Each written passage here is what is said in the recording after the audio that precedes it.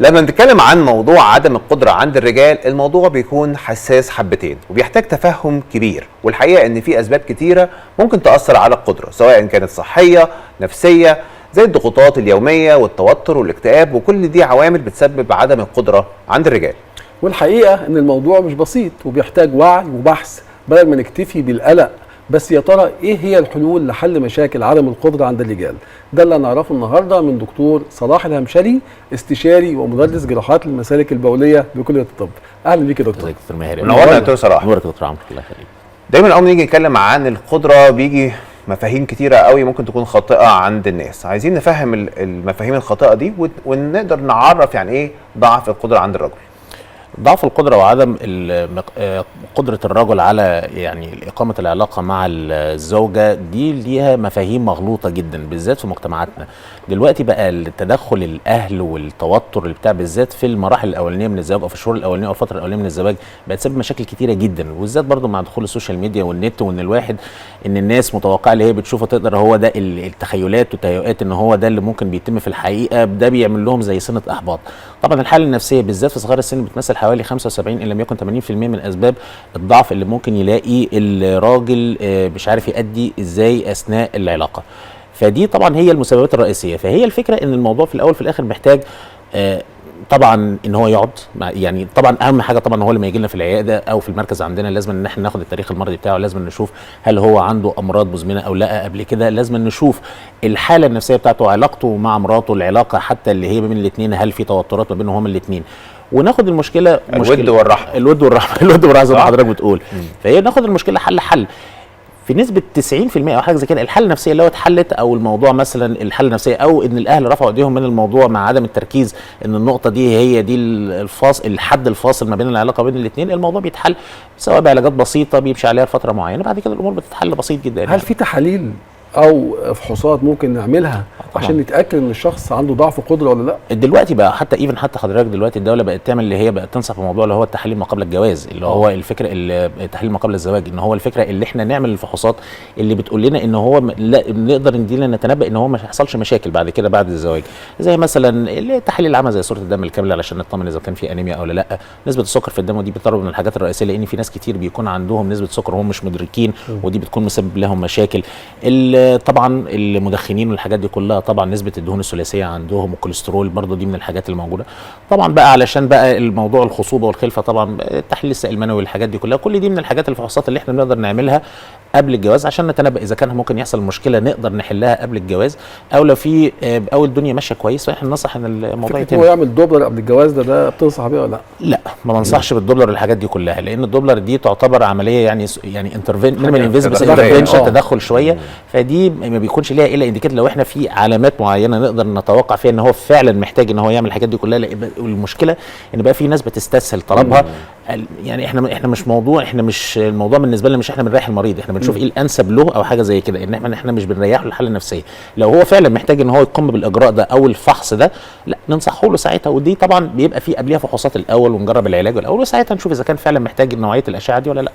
طيب ده يعني خلينا مثلا نتخيل حاله، مثلا حد شاب ولسه متزوج واكتشف ان عنده المشكله دي، وحضرتك عملت له كل الفحوصات لقيتها كويسه وعملت له الدكتور لقيته كويس، هتتعامل معاه ازاي؟ اول حاجه حضرتك اللي احنا لو كل حاجه كويسه زي ما حضرتك بتقول احنا بنجرب العلاج الدوائي. العلاج الدوائي ده حضرتك علشان نقيم اذا كان بيجيب نتيجه او مش جايب نتيجه مش على الاقل لمده 3 شهور. 3 شهور لازم العيان يصبر، لازم زي ما قلنا لحضرتك قبل كده ان هو لازم تكون علاقه ود ما بينه وبين مراته، بحيث ان احنا ندي فرصه للعلاج مره واثنين وثلاثه، لان في بعض الناس ما بيستجيبوش لنوعيه معينه، بنجرب معاهم تاني، بنجرب معاهم نوعيه ثانيه، في شباب مثلا بيرفضوا ان هم ياخدوا العلاج دوت لان بيقول انا لو خدت العلاج دوت مش هقدر اقيم العلاقه من غير العلاج ده كلام مغلوط، مفيش حاجه اسمها كده، مفيش حاجه، اصل ده مش مخدرات، دي مش حاجه انت هتتعود عليها، لا هي الفكره مش في كده خالص، لا ده علاج، وخصوصا دلوقتي العلاجات الجديده اللي موجوده، احنا العلاجات الجديده بننزلنا بالجرعات والحاجات دي كلها، وبقت الميزه بتاعتها اللي احنا بنستمر عليها على طول. يعني مش زي زمان ان انت بتاخد حاجه عند اللزوم او حاجه زي كده فدي بتمثل له ضغط نفسي، انما لو بيعتمد على العلاج اللي احنا بنوصله كانه فيتامين بياخده او حاجه زي كده، لا بيستمر عليه على طول، وخلال 5 ايام او 6 ايام بتجيب له نفس النتيجه اللي كان بيديله العلاج اللي هو في احد العلاجات دي اللزوم. كمان بتقلل مشاكل البروستاتا كمان عند طبعا الرجال. طبعا اللي هي يعني العلاج ده هياخده المده، هيحسن معاه الاداء بتاعه، بالظبط. ولما يسيبه هيبقى احسن. بيزيد. هو الفكره ان هو العلاج بيدي احسن من الطبيعي شويه، فهو لما بيرجع للطبيعي هو متخيل ان هو نزل، لا هو رجع لوضعه الطبيعي اللي هو بتاع. بس هو الفكره برضه حتى ايفن اللي هو استمر عليه لفتره طويله ده ما فيش اي مشكله حضرتك خالص منه يعني. طيب ضعف القدره دايما مرتبط بشويه مشاكل نفسيه في المجتمع وكده، كلمنا عنه بصراحه.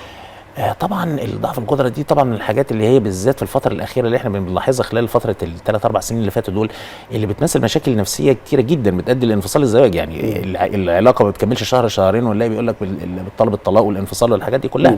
فلازم الموضوع يتاخد واحده واحده. الحاله النفسيه بتمثل في السن الصغير بالذات 90% من المسببات لفشل العلاقه. حضرتك بتقول النهارده ان في حل طبعا، والجا للحل سواء كان دوائي او سواء كان او تدخل.